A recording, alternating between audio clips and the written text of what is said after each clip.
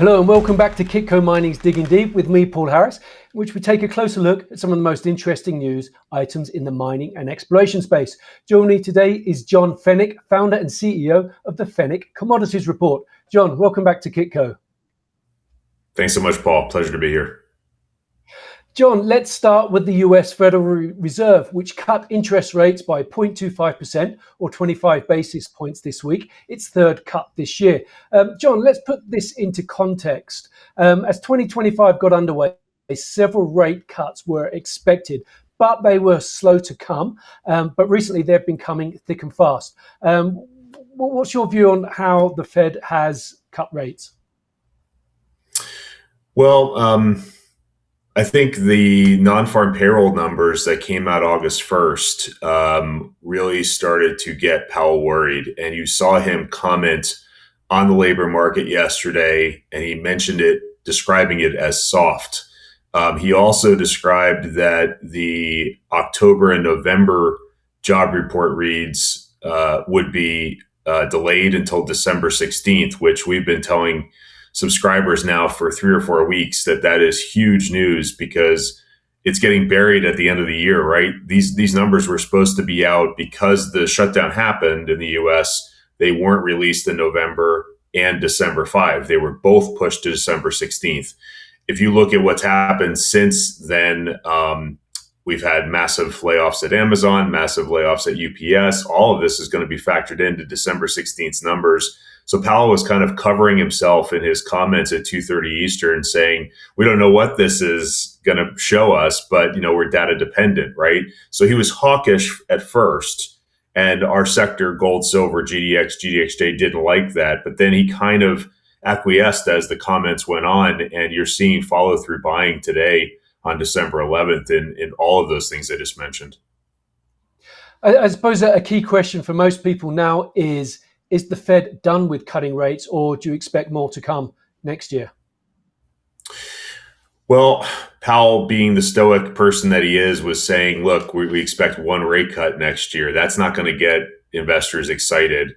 I think what investors need to focus on is that Powell's out at some point next year, and Trump is interviewing, replacement candidates as we speak. So, Trump is not going to put someone in there that is pro hawkish, activity, in my opinion. I think he's going to put someone in there that's going to be amenable to lowering rates further.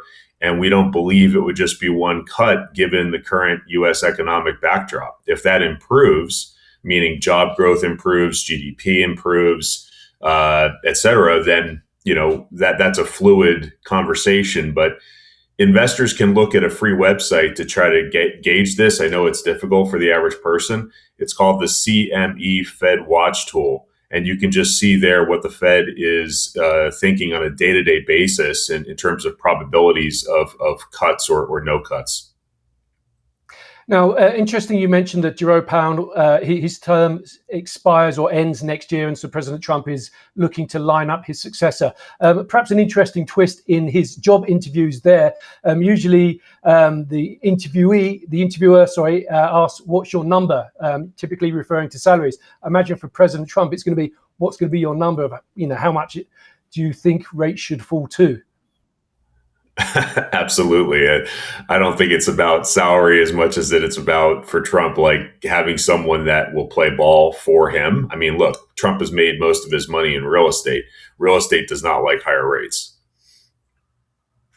Okay, well, let's talk about some of the impact this is having on the precious metal space. Silver has become the star of the show over the past couple of months, breaking out above US $60 per ounce to record all-time high. This has seen the conservative voice of Ronnie Sturfley, who's the publisher of the In Gold We Trust report, comment that triple-digit silver is somewhere around the corner, adding his voice to some of those silver bugs who've been calling for triple-digit silver for a long, long time. John, unlike gold, central banks do not buy silver because the volumes are just too sort of big physically and the tonnage is too big. So what has been driving silver to record price levels? Well, Paul, you've been kind enough to have me on your show for probably 2-3 years now, and we've been talking about this literally every other show, I'd say, which is silver has to catch up to gold. The gold to silver ratio, which is goes back to the 80s. If people want to take a look on and just Google search it, it's an ounce of gold divided by an ounce of silver. And that number got to 100 plus again this year. And we were saying at that point, this is crazy. Silver's got to catch up to gold. We weren't in the camp that gold had to sell off in order for that ratio to decline. We were in the camp that gold could trend for a while and silver would catch up. And that's exactly what's happened here, Paul. Gold has been between, let's call it 4,000 and 4,250, kind of trending, while silver just rips higher, 1% days, 2% days, 4% days. And so that ratio is declining. So I think it's just a catch-up trade. And people obviously don't realize how short the silver market really is and how thinly traded it is. And now they're finding that out if you're short. So I think at $60 plus silver, there's a lot of good silver equities to be looking at right now. So we've been really overweighting that area. Okay. Now with gold at, let's say, $4,200 per ounce and silver at 60, that implies a a gold silver ratio of 70-1. You're talking about silver stocks, John. Is this the moment that silver stocks start going stratospheric? They already have. I mean, if you look at some of the majors, Paul, like Coeur, CDE, we were buying that at $4 to $5. We sold it all just under 18. We bought New Pacific, NEWP, in the $1.15 to $1.30 range. We're selling it today at $3.30 plus, $3.40. And we sold half of our position here in the last 24 hours. So, we're taking gains in some names, but we're deploying that capital into other silver names. So we still have a position. I think that's important to note. We're not getting out of silver equities. So we bought with that new money a few names. So Aftermath, we've talked about on your show before, AAGFF in the States, AAG in Canada.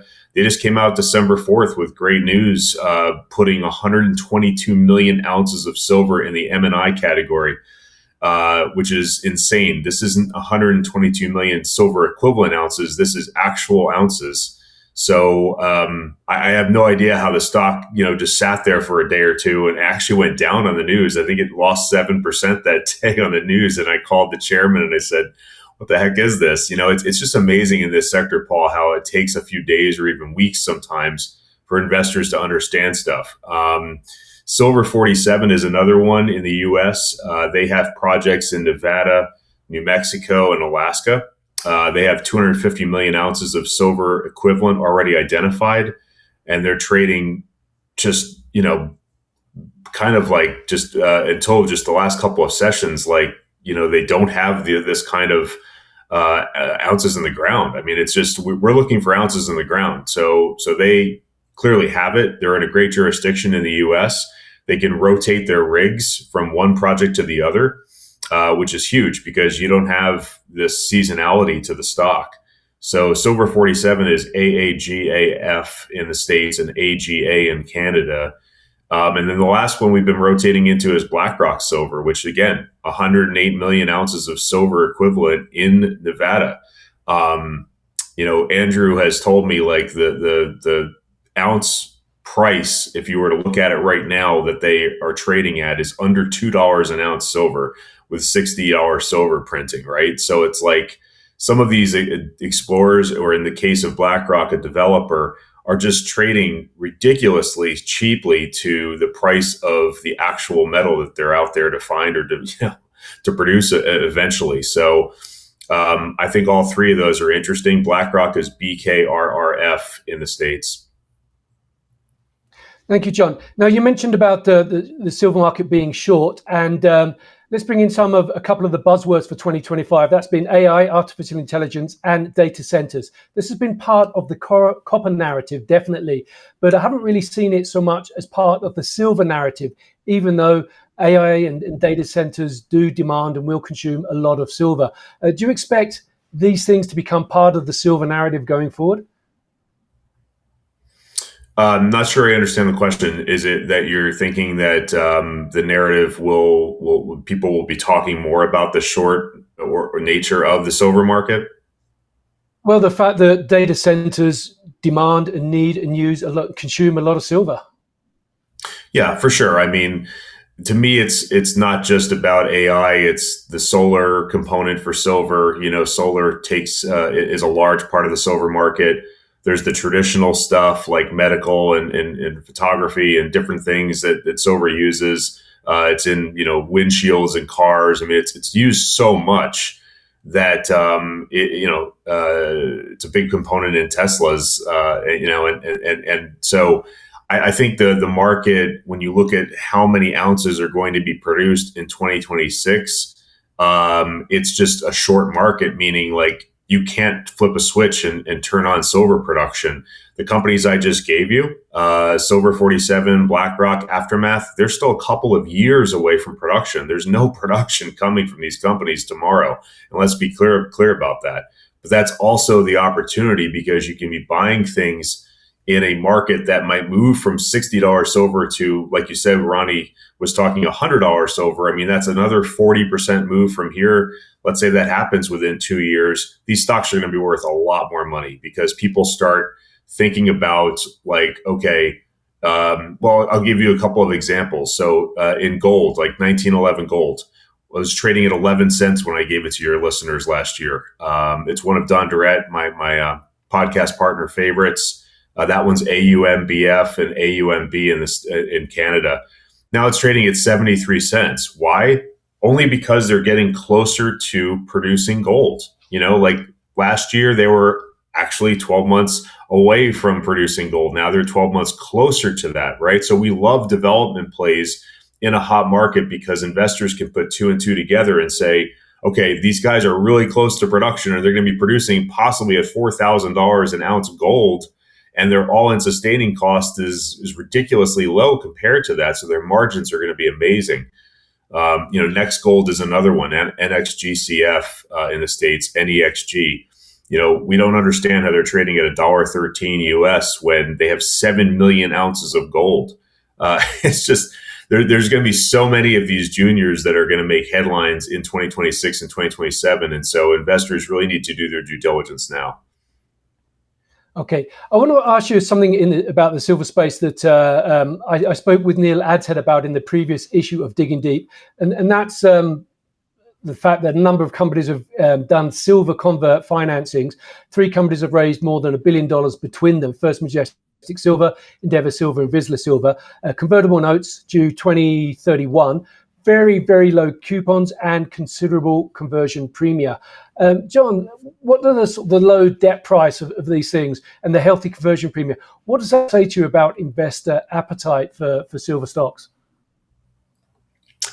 I have to be honest, Paul, it's been a whirlwind here. Silver's a 15% position for me. So I've been just answering a ton of calls and emails in the last, 3 to 4 days. But I would say that you're going to see a lot of things that make you wonder when it comes to silver. I can say that coming from the investment world, I see a lot of my generalist friends, meaning guys that run hedge funds, private equity firms, asking me for the first time in years about gold or silver. Like, how do I get access to this, John? I remember when you were at Sprott talking to me about gold at 1200. I bought some gold. Now I want to buy some gold equities, right? Like, that's the same thing that's going to happen with silver. Hey, I own some silver. My grandfather owns some silver. I get it.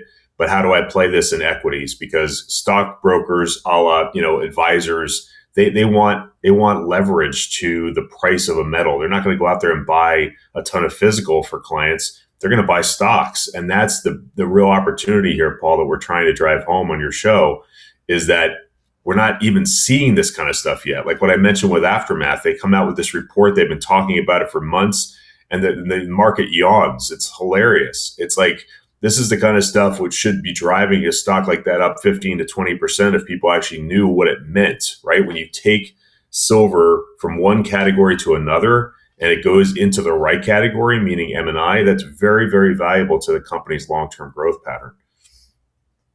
Absolutely. I mean, that's more reminiscent of where we were, say, 18 months ago, where a company would put out an economic update or resource, and as you would say, the market would yawn. Let's bring in naked short selling at this juncture in our conversation. This has been the bane of the junior space for years. But now with gold and silver prices rising, record levels, what happens when those naked shorts are exposed? Yeah, so there's a great website out there people can check out. It's called savecanadianmining.com. And Terry Lynch, who's the CEO of Power Metallic, that one is PNPNF in the States, PNPN in Canada. He's spent a lot of his own money and time really beating, the drum here for not only investors, but also companies that are getting shorted, including his own stock. And in fairness, Eric Sprott's been a great advocate for this as well. He did a webinar last year about this, and I've been talking about it for years. So the three of us are, sort of, I wouldn't call us pioneers in this space, but we're very much advocates for investors to educate them that this stuff exists. What is naked short selling? So basically it means that short selling to the average investor is only reported twice a month. So it's around the 1st and the 15th of the month. What happens on, say, January 2nd through the 14th is where these guys start messing with a stock, right? And they can short it for 12, 13 days and then cover, let's say, on the 14th before that 15th reading is announced to the public. And you'll never know they were short unless you actually talk to the company, which is something that we do regularly, as you know, Paul, to say, look, did you see some weird stuff happening in your stock? Can you identify who this seller is? A lot of times it comes up anonymous, believe it or not. And so, you don't really know who the entity was. It's crazy. So I'll just give you a couple of examples. We just talked about Power Metallic, right? Take a look at that chart, PNPNF, back in 2024. Terry and I identified a lot of naked short selling through the help of a party I can't name. But let's just say this guy was right on. It was a huge amount of naked short selling going on in PNPNF in 2024. You can see in April or May of 2024, the thing just took off on news that Terry had put out on copper holes that were just immense copper hits that brought in more money from Rob McEwen and initial money from Robert Friedland, both billionaires. And the stock, really took off. Now look at it today. It's retraced a lot of that gain. And I talked to Terry yesterday and he's like, yeah, they're back. Like these guys are back at it again. I've got some big sellers out there. It's hilarious. Like some of this is tax loss selling, Paul, but a lot of it is predatory. And I would love to see people, be exposed for this kind of stuff because the average investor can't do this stuff, right? This is institutions and larger people doing this stuff to these little junior stocks. Well, let's just say at 58 cents, PNPNF is something we just bought more of today. And we're going to continue to buy it down here. It's a gift. I mean, these copper hits that they had last year and into this year were extremely positive. And the other one I'll give your listeners to take a look at is Triumph Gold, TIGCF in the States, TIG in Canada. My YouTube partner and I, Don Durrett, we mentioned it in passing on a small podcast that got like 2,000 views, like nothing, right? And the stock literally just popped. Like it was like as if the shorts really just like got spooked, and then that buying fed on itself, which is what shorts don't understand. Because in a hot market, sometimes these rookies don't even know what they're shorting, right? And what these companies actually have on the ground. You and I know this, but then Triumph, raised $2 million successfully. That was a positive. And then it got some other, buyers into the stock, and now the stock's exploding higher. Would I say that that's unmerited? No, because take a look at a 5-year chart of this thing. It's still got a long way to go, we think. It might retrace back to that 30, 31, level where it broke out. That wouldn't surprise me in U.S. pricing maybe next year. But hey, look, I mean, I'm very happy for Terry and John. These guys work extremely hard. They're on the road all the time telling their story to investors, and it's nice to see them get a little love in the market.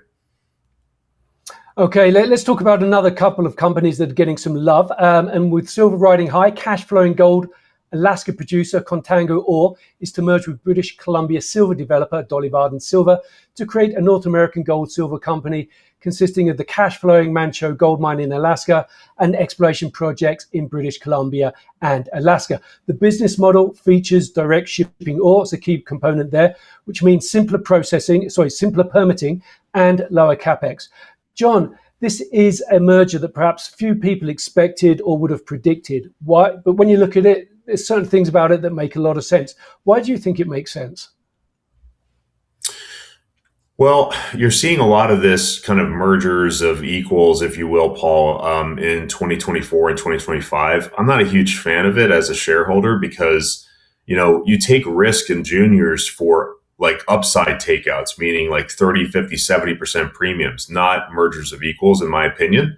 Also, it was a little bit of a head scratcher because Sean, the CEO of Dolly Varden, was at my conference last year talking about how he believed we'd see $80 to $100 silver. And I was actually moderating that panel, and I remember it was at like $25 silver. I think you were in the room, right? Like so it's like, why, if you believe that heavily in the price going up 300+%, why are you selling or merging at this point, right? Like, why not wait for that price?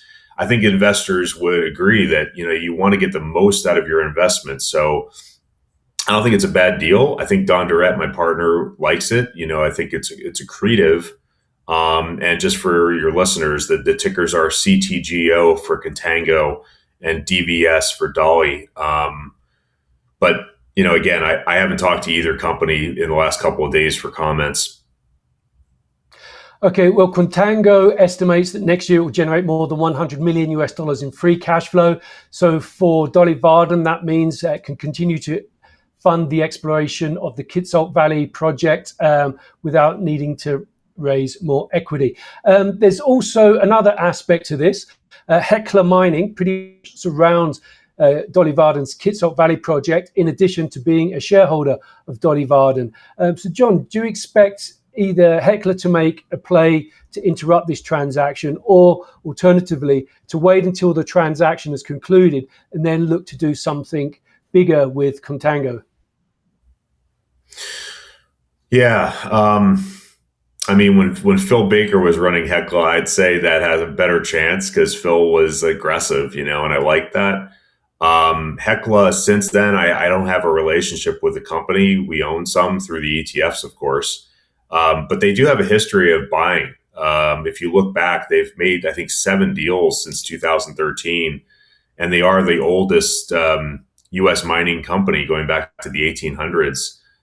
If you check out their homepage, so one that we like better than, say, this transaction getting taken out by Hecla is something like metallic minerals. It's MMNGF in the States, MMG in Canada. It's literally got, I don't know, 16 to 20 million ounces of silver. I'm not looking at it right now. But Don was talking about this on our show the other day about how to, when you get to 50 million plus ounces, it's actually a handful of silver, explorers and developers that have this globally. Like there is not a list of 1,000 companies, right? So metallic is trading at 24 cents.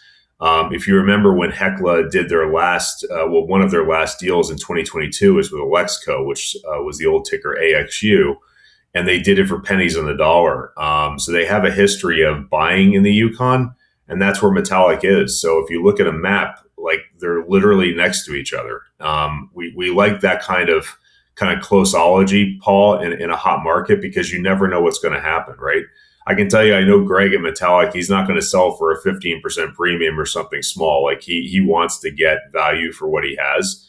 But, again, someone like a Hecla, like a mid-tier, they might wait until next year to do a deal or the year after, right? I'm just saying they're not in any hurry to make deals, but it gives you more confidence in buying a story like Metallic when you see, okay, Hecla's right next door. We're at $60 silver. They need more silver eventually, and Metallic has it.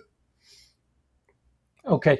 Now, as I mentioned, this was perhaps not a deal that a lot of people would have anticipated. So bearing that in mind, John, what does this transaction perhaps telegraph about what M&A action we can expect to see in 2026? I am a believer that we're going to see a lot of M&A activity. I just say to CEOs all the time, please let's get the best deal we can if we're the junior getting taken out by a larger player. Like, I mean, it's if you can't look at the tape right now and understand this, I think there's some issues that you need to address. Like, I mean, silver's at $60 plus and ripping. If you're a silver player right now, you do not sell cheaply, right? Like, that's just how I coach my CEOs. Look, I mean, it doesn't always work, Paul. I'm not perfect by any means, but I do have, a strong feeling about this. Silver, I don't just say this, silver is my largest holding. It's 15+% of my portfolio. We haven't sold any of our physical silver yet, because Don and I have been talking about the inflation adjusted silver $50 price is more like 69 to $70. If you look back at the last time 50 was achieved, which was the 2011-12 time period. So, at 60 or 61, wherever we're at during this recording, we're not interested as much in selling our physical right now. And we might sell a little bit if we approach that 70 number, but we would just deploy that money back into silver equities and try to get, some love from that type of a position. Okay, well, let's move to gold. One company that hasn't been getting a lot of love recently is AngloGold Ashanti, where in Colombia, the National Mining Agency denied its request to extend the exploration concession for its Quebradona copper-gold development project in Antioquia. The company is looking at a $1.4 billion development to produce 1.4 million tons of copper plus gold and silver over a 20-year mine life. The agency said the rejection was made after identifying what it was said, and I quote, management by the owner to obtain environmental viability and weaknesses in social relations in the territory. John, it is unusual for a mining authority to deny a concession extension, but I think this perhaps highlights how difficult it is to get a project permitted in general and into production. What are your thoughts on what's been happening here for AngloGold in Colombia? Yeah, I haven't followed that story too closely, Paul. I mean, I know you are very well versed in that country. I would say that there are companies that are getting things across the finish line there, and we can talk about them on another show. But the fact that a major is struggling is always interesting to me, right? It's like before recently, Barrick was really struggling in Mali. That got resolved. The stock popped, right? So there's always ways for this to resolve itself, but it sometimes takes more time than investors, will have. People have a short patience in a hot market. Okay. Despite considerable exploration success in Colombia over more than 20 years, AngloGold has yet to produce an ounce. Its massive 28 million ounce La Colosa development was stopped in its tracks. It sold its participation in the Gramalote project to B2Gold. And now this. So, open question, John. Is it time for AngloGold to walk away from Colombia? Yeah, again, I really can't comment too much on that because I don't know the inner workings there. But the fact that they've been there for 2 decades and haven't produced an ounce is crazy. I mean, it underscores the problem in our sector, Paul, which is permitting. You saw recently here Paramount Gold in the States get permitted, not permitted fully, but I mean, they had tremendous news December 8th where they're basically advancing that project in Oregon. It's going to be the first gold mine in Oregon. But do you know how hard Rachel Goldman had to work to get that done? It takes years, not months. And so like it's like this kind of patience that investors need to have, right? Check that chart out, Paramount, PZG. It popped a little bit, but it retraced everything since the December 8th move, which is nuts. I mean, those are the kind of buying opportunities that you say, okay, this company has an all-in sustaining cost of $800 and something an ounce gold, and gold's at 4,000 plus. Like, they are going to print money if they get into production. So we look for deals like that, Paul, rather than going, into stuff like Anglo where they've just struggled to get it done. Like, I mean, it's like in a hot gold market, you can't wait around forever. You have to put your chips with companies that are going to be producing in this market so that you get that, revenue flowing and that cash flow moving, and then investors can benefit.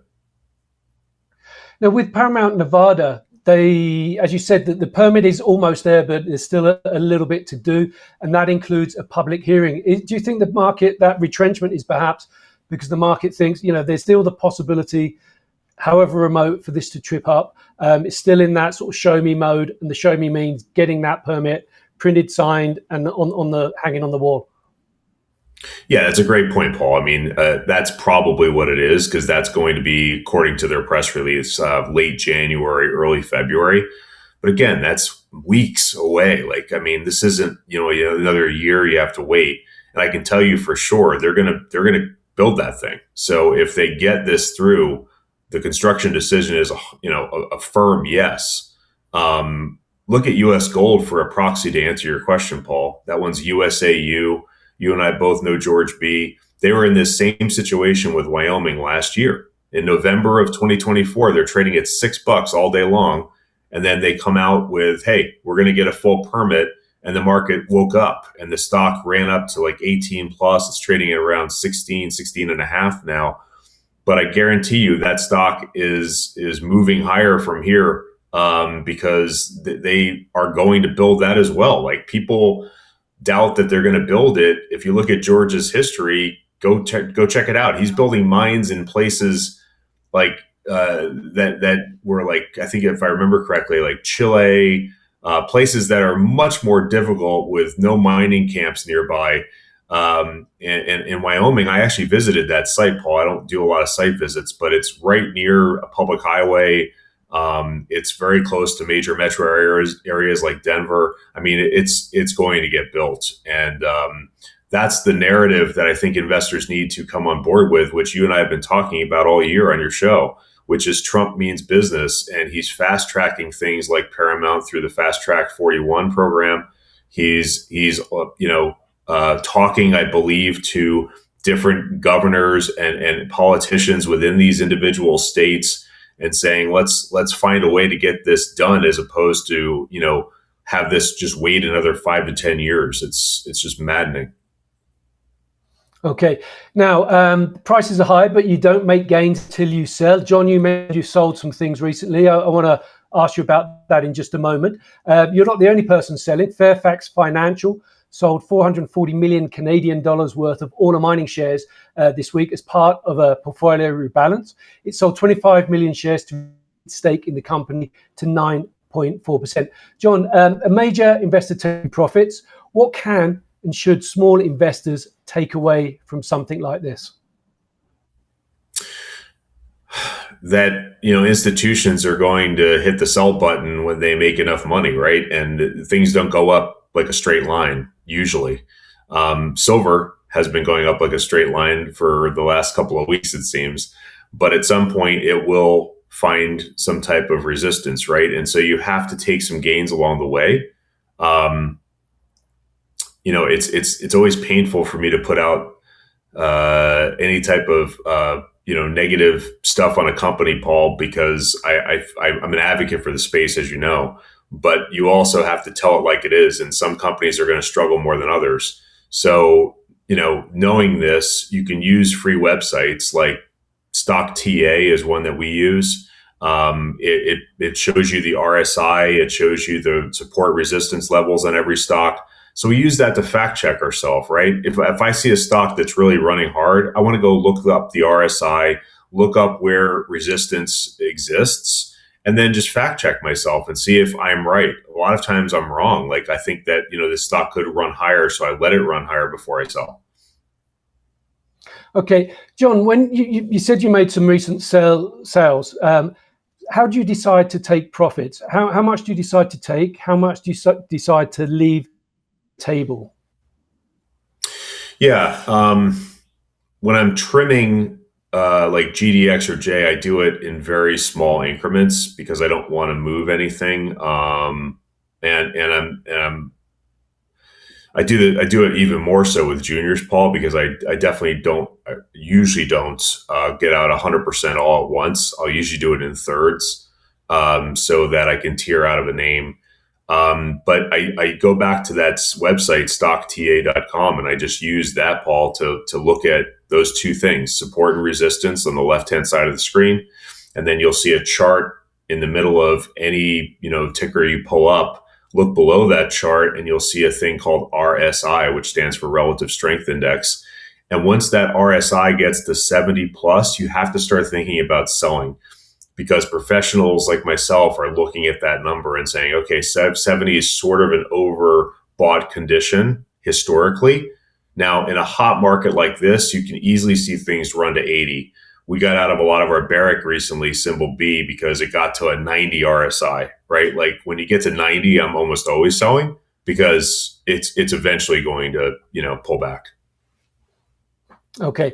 Now let's talk a little bit about critical minerals. Since we last spoke on Digging Deep, the US Exim Bank said it would invest $100 billion to help secure critical mineral supplies. We've also seen the US negotiate an outline agreement with Kazakhstan and the US negotiate a rare earth agreement with China. Notably, tungsten was left out of the US-China agreement, which means China's export ban on tungsten remains in place. The tungsten spot price since then increased, yet tungsten stocks off quite sharply. Quite a lot to unpack there, John. Where are we? What's going on? Sure. So, yeah, as you mentioned, since this early November news of the U.S.-China high five on critical minerals agreements, which I firmly don't believe is going to exist into next year, you saw things like antimony pull back pretty sharply because antimony was named as something. And so some of those stocks got hit. Like if you look at Alkane, ALKEF, we still think like this has got so much promise. They're the largest North American producer of antimony, and they're just not trading at the value that they deserve, given that they have a ton of gold they're producing as well.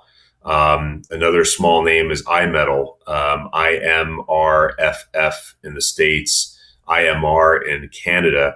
They purchased an antimony exploration project for nothing. I mean, it's a couple hundred grand, and it adds value to a story like that because a company can pivot from, let's say, their gold or copper into antimony when they feel like the market's there for it, right? So getting back to tungsten is used heavily in technology and in defense. I don't know two better industries to really talk about right now. I mean, technology is ripping higher and defense spending is going up globally. So this is a metal that really caught our attention in 2023. We've been piling into stocks since then. And as you mentioned, the price since the November agreement has actually gone up. I think, and you can fact check this, but it's been around 670 was the average price, and now it's at 775. So it's literally gone up nicely in a matter of weeks. And these tungsten stocks, some of them are down 50% from their highs.